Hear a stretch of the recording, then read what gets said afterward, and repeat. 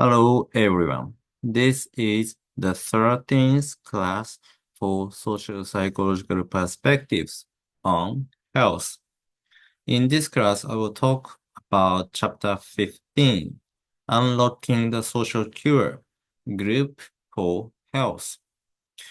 So throughout this course, I have been talking about social identity and self-categorization theory, and then introduced many studies showing that how social identity or social identification influence our thinking, feelings, and behavior.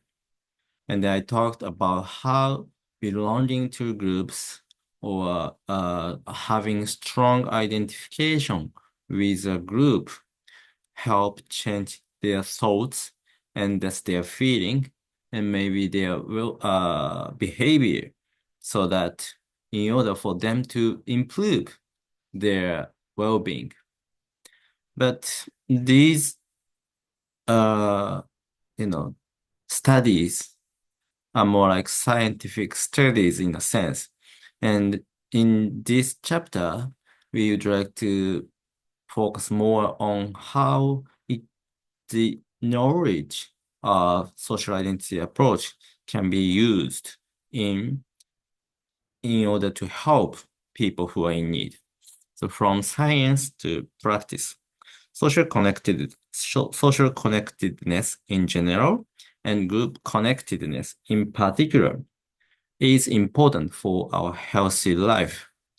Belonging to social groups reduces negative impacts of stress, depression relapse, and helps to cope with consequences of injury. So I have been talking how belonging to groups is related to stress, depression relapse, and how they deal with the consequences of injury. But as I said, the question remains that how can we translate our knowledge to interventions? How we can use this knowledge actually to help people who need help? Does it really work? Is there any evidence? This is basically what we are gonna see in this chapter.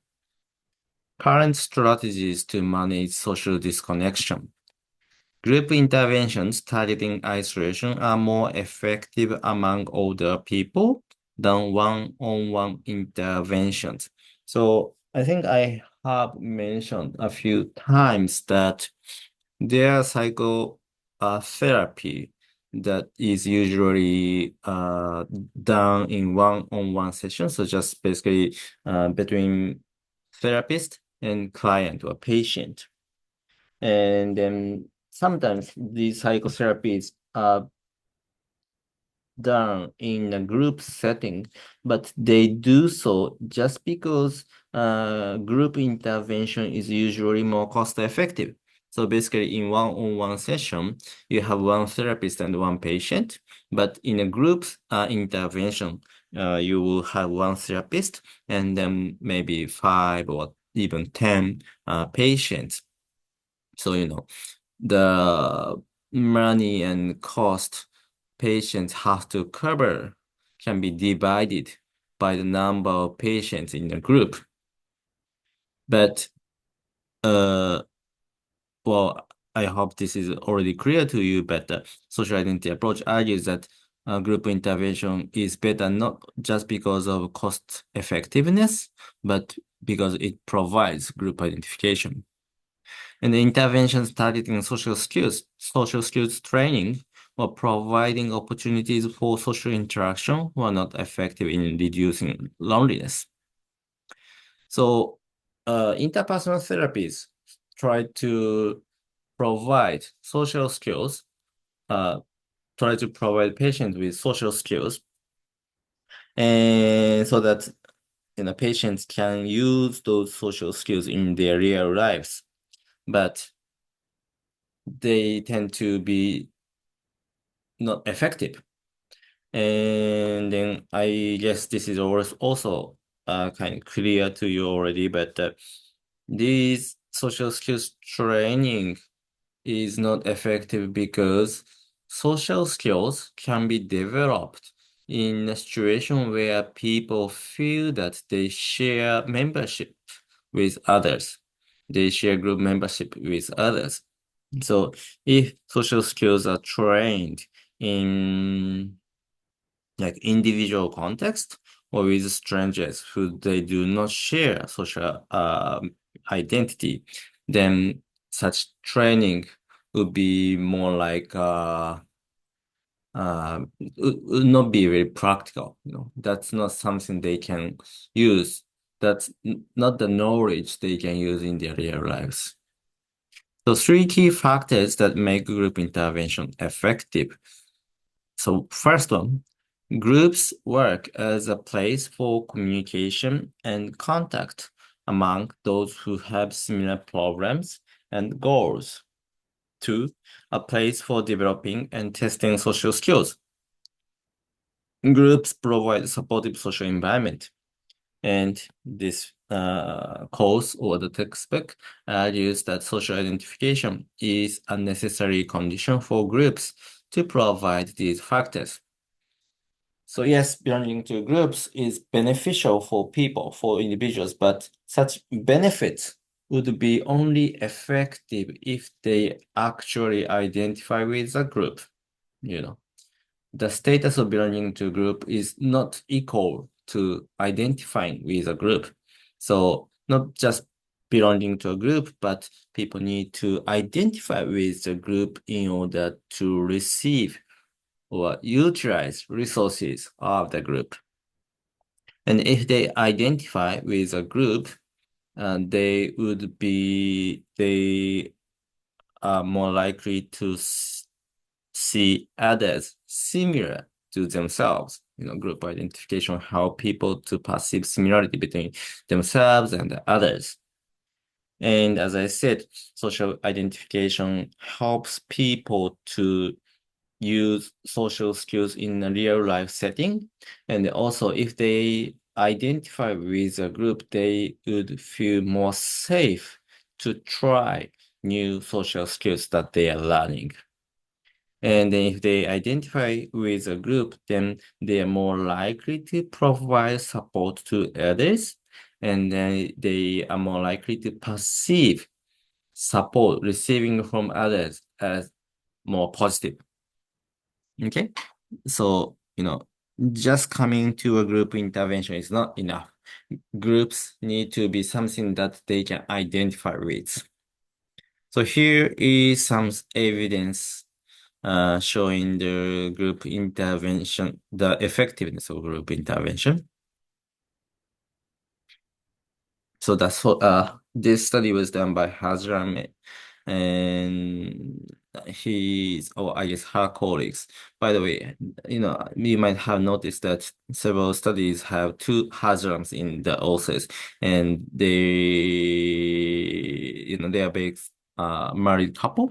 So in Catherine Hazram and Alex Hazram, they are a couple, and then other people, Jetten and others, are like collaborators or colleagues of them.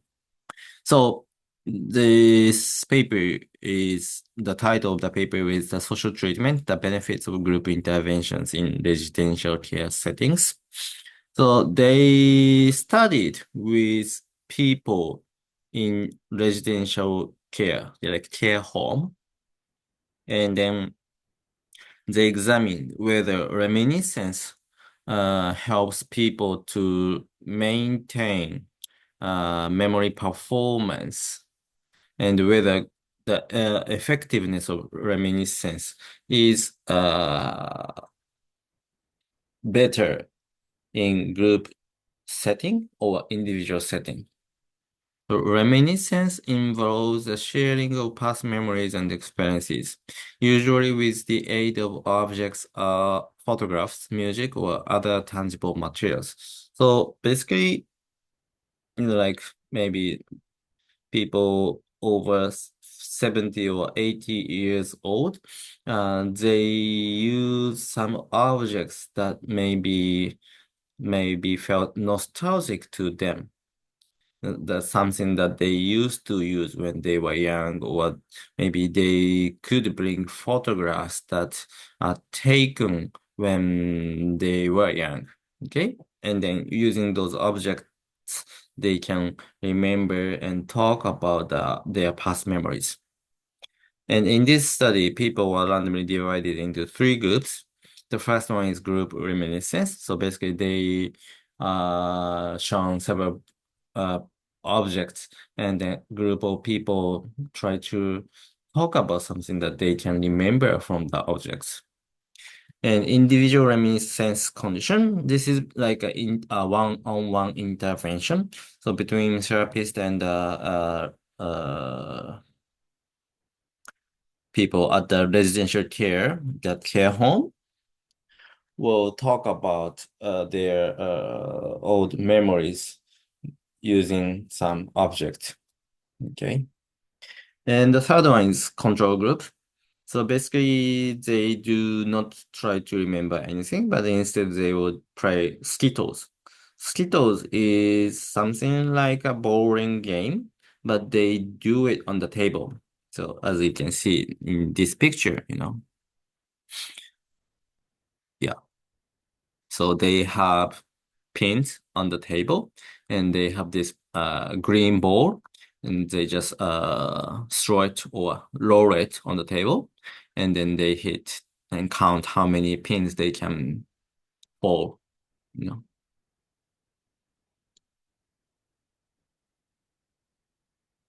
So I think the point here is that so in the reminiscence conditions, they try to remember something, but there are differences in terms of whether they do it in a group or they do it like individually. And group control is that they play Skittle, so basically they are not gonna remember anything, but they do it in a group. So this tries to examine whether remembering something is important, or remembering in a group is important, or doing something in a group is important. Okay. So here is the result. And on the y-axis, it indicates a change. It indicates changes in memory performance. Okay. And as you can see,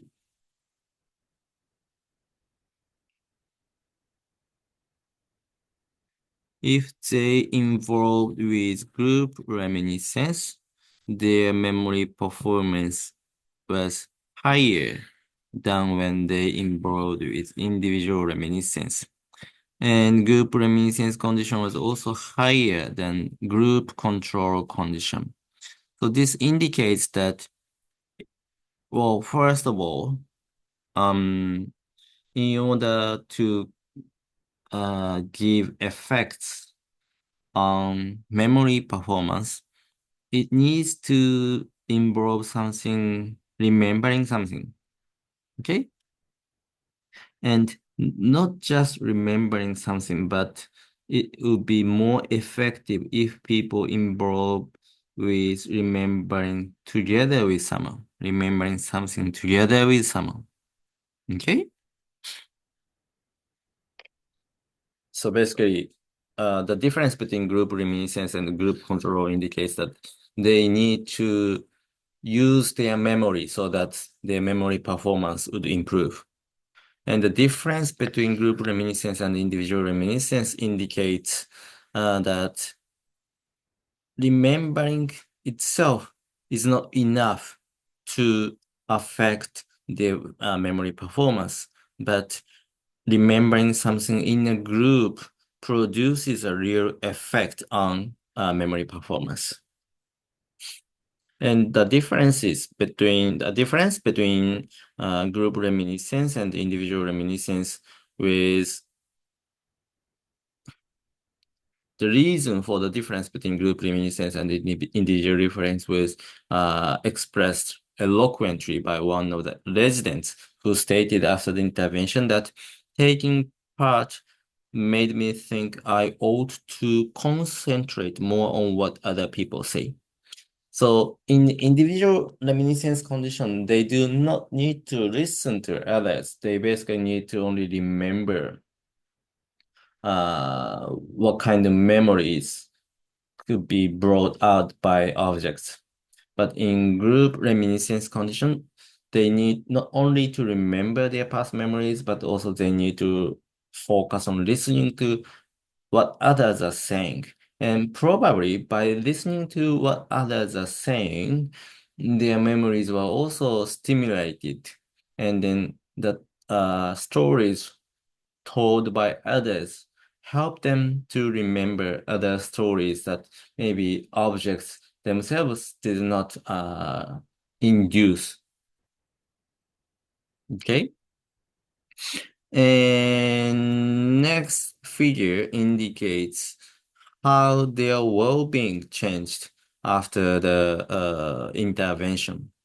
And unlike the first figure, this figure indicates that both group reminiscence and individual reminiscence did not change the levels of well-being, but instead group control condition improved reminiscence. So basically, zero means that there was no difference between before and after the intervention in their well-being.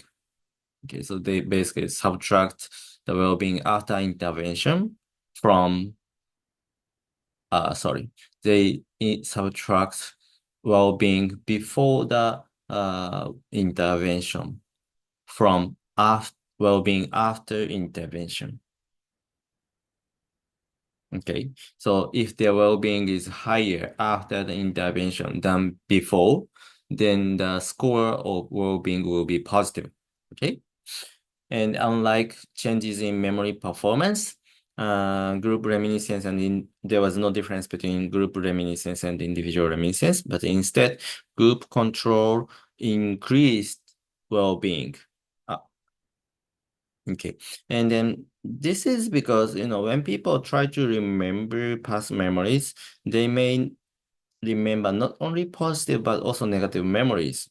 And also, by remembering positive past memories, they may compare the current situation and past situation. For example, some objects may remind them of their families, and they may make it kind of clear to them that they are no longer live together with their family. Or maybe it would kind of emphasize the loneliness or isolation that their current, how isolated or how lonely their current situation is. So although remembering the past memories help them to improve or maintain their memory performance, but also it would also bring uh, both positive and negative memories. And because of that, reminiscence training does not have significant positive impacts on their well-being. But in group control condition, they're not gonna remember anything positive or negative in their past, but instead they will just play Skittles and they will just enjoy the activity. Okay.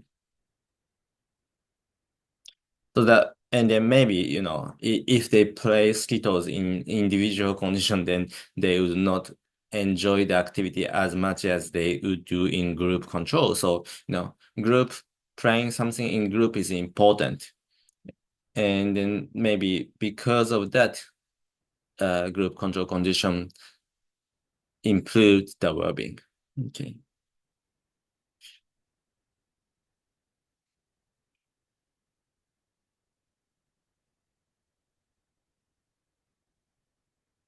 Okay.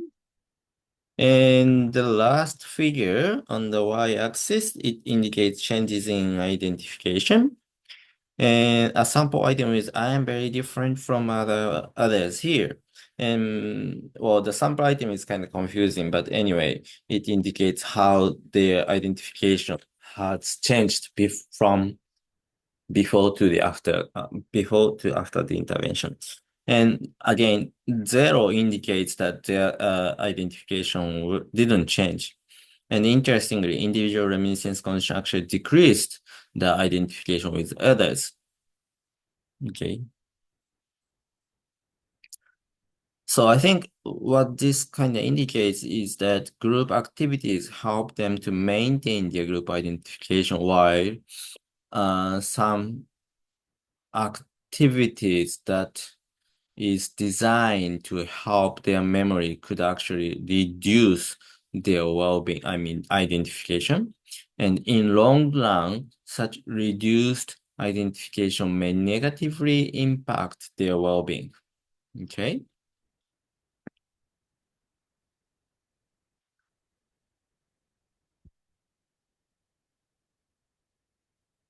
So what form group interventions should take to improve its effectiveness? Interventions should have an integrated focus on issues of social process, cognition, and behavior. Missing any one of these would reduce its effectiveness. So, in order for group interventions to have effects, it should focus on how intervention would impact on their cognitions, like how their thoughts would be influenced by interventions. Maybe playing Skittles would make them think something positive, while reminiscence make them think both positive and negative. And then how they think about their activities or past memories would be also influenced how others think about it or how they do it. Would they do it would they do it individually or would they do it in a group? So issues of social processes, cognition, and behavior need to be considered. And groups should be meaningful. In other words, it shouldn't be minimal group. As we talked about a minimal group paradigm, and I showed study indicating that even a minimal condition is enough to make people behave in or show in-group bias, right? But in order for them to have some positive impacts on their well-being or memory or whatever, they need to identify with a group. And in order to have high identification with a group, the groups shouldn't be minimal. Groups should be meaningful to them. And groups intervention should be designed with having in mind that social groups affect our thoughts, feelings, and behaviors. I think this is kind of related to the first point, but uh, you cannot really belong to any groups while expecting positive benefits of belonging to groups. You have to belong to positive groups so that you would have positive thoughts and feelings, and then that would help them to take positive behavior. And also meaningful and positive social identifications are key to our social connectedness and health. So this is again related to the second point. So people should share some interest or people should perceive significance in the group so that they can have strong identification with the groups. Okay.